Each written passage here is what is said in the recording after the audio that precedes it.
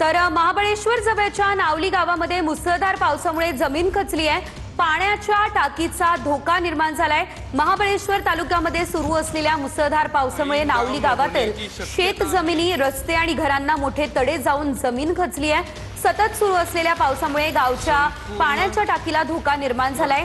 तर या आपत्तीमुळे संपूर्ण परिसरावर सध्या भीतीचं सावट पसरलेलं आहे।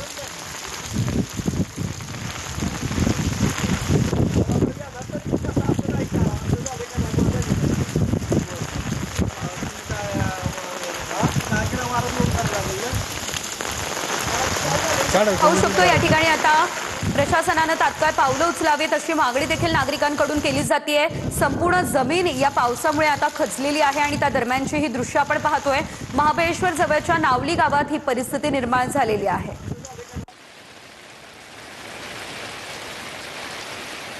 एकंदरीत आपण संपूर्ण परिसर जर बघितला तर या ठिकाणी देखील 2 दिवसांपासून पावसाने चांगलीच हजेरी लावलेली आहे आणि काल रात्रभर सुरू असलेल्या मुसळधार पावसानंतर आणि आज पहाटेपासूनच्या पावसाच्या जोरानंतर या ठिकाणी थेट जमीन खचलेली आहे। काय करायचं आता?